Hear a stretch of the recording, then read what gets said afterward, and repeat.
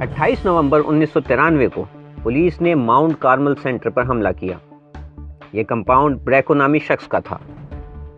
اس گھر پر ڈیوڈ قریش نامی شخص نے قبضہ کر رکھا تھا، جو اپنے آپ کو اللہ کی طرف سے بھیجا گیا پیغمبر کہتا تھا۔ حملے میں 4 پولیس والوں اور نقلی پیغمبر کے 6 پیروکاروں کی اموات ہوئیں۔ حملہ اس وقت ہوا جب ایک اخبار نے خبر شائع کی کہ نقلی پیغمبر قریش اس گھر میں مجرمانہ سرگرمیوں میں ملوث تھا۔ اس میں منشیات کا استعمال، بچوں اور عورتوں پر تشدد اور غیر قانونی اسلحہ جمع کرنا شامل تھا۔ حملے کے بعد پولیس اور قریش کے پیروکاروں کے درمیان شدید جھڑپ ہوئی۔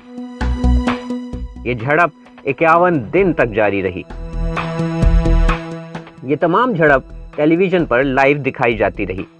کئی پیروکاروں نے نقلی پیغمبر کا ساتھ چھوڑ کر اپنے آپ کو پولیس کے حوالے کر دیا، مگر گولیوں سے شدید زخمی ہونے کے باوجود نقلی پیغمبر ڈیوڈ قریش اور اس کے کچھ پیروکاروں نے ہتھیار ڈالنے سے انکار کر دیا۔ پولیس کا خیال تھا کہ قریش اور اس کے کچھ پیروکاروں نے مرد، عورتوں اور بچوں کو یرغمال بنا رکھا ہے۔ حملے کے دوران عمارت میں آگ لگ گئی اور نقلی پیغمبر قریش اور اس کے 80 پیروکار جل کر راکھ ہو گئے۔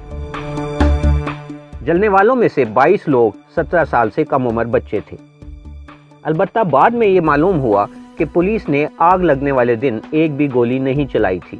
تحقیقات سے معلوم ہوا کہ تقریباً 20 لوگ، جن میں سے 5 14 سال سے کم عمر بچے تھے، گولی لگنے کی وجہ سے ہلاک ہوئے، اور ایک 3 ماہ کے بچے کو خنجر سے قتل کیا گیا تھا۔ ممکن ہے کہ نقلی پیغمبر اور اس کے پیروکاروں نے خودکشی کی ہو۔ یہ بھی معلوم ہوا کہ جعلی پیغمبر نے آگ خود لگائی تھی۔ لوگوں کا خیال ہے کہ اس معاملے میں حکومت بہت سے حقائق چھپاتی رہی ہے۔